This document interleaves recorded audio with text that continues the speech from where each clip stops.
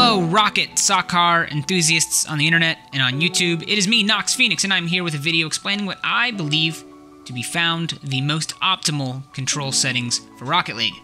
I recently remapped my personal controls to the ones I'm about to go over in this video because of a fun little story.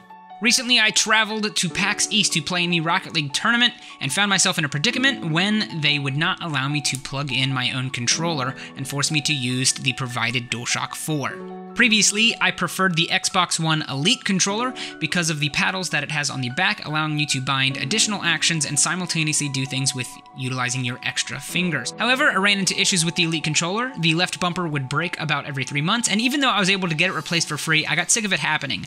Also, this was not the first time that I was told I couldn't use my own controller. After deciding to switch to the DualShock 4, I figured I might as well rethink my controller bindings altogether since I'm going to be spending the time learning a completely new controller anyways. I figured now that I've spent a third of my life for the past 3 years playing this game, and I now know what is more possible to achieve with proper controller bindings, if I could go back to the younger me before all of the muscle memory set in and set my controller bindings to learn, what would they be? And that's what this video is about. First, let me go over each of the bindings, and then I'll explain my decisions afterwards. I think that they're a little unique, but they're not completely out there. First up is Boost. I bound this to R1.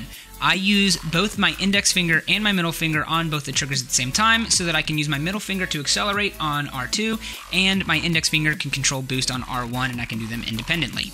Next up, I decided to switch Drift and Jump on the default bindings. I moved Drift to be on X and Jump to be on Square. The last thing that is different from default is the air roll is on L1. This is a pretty common setting, so I don't think that it's too surprising. Now allow me to explain my decisions. The main motivation I had is the idea of simultaneous actions that can also be performed independently on your controller. Allow me to demonstrate. One mechanic I believe players overlook quite often is the ability to drift and boost at the same time. If you have not made this switch, trust me, when you first do this, you will realize that there is an entirely new world of possibilities when it comes to dribbling and cutting around defenders.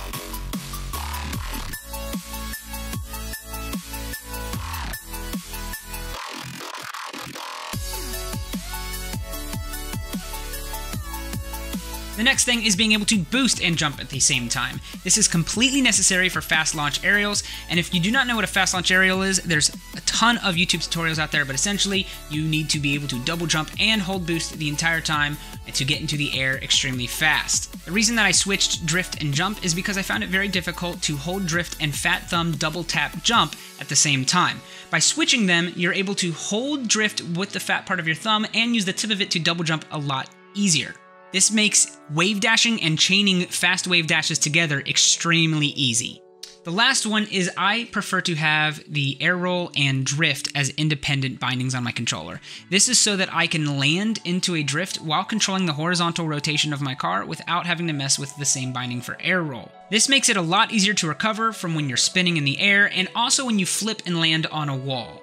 You may be thinking, why not just have drift and air roll on the same binding like a lot of other people do? And while it is quite common, I actually have discovered that there is a difference between pressing drift as soon as you land and holding drift before your car lands in the first place.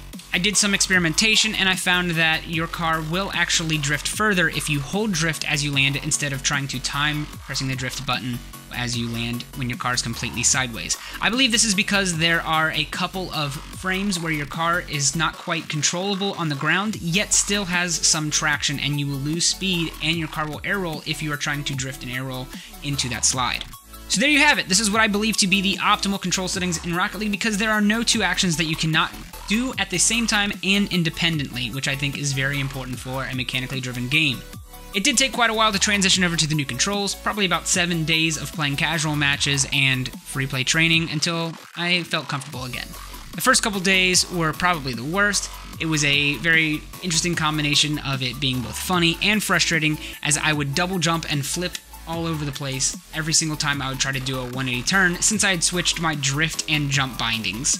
But I'm over it now, I feel very comfortable, and I'm very happy that I learned because I have access to a whole new slew of mechanics that I didn't before, and overall I do think that the DualShock 4 controller is a little bit geared better towards the game.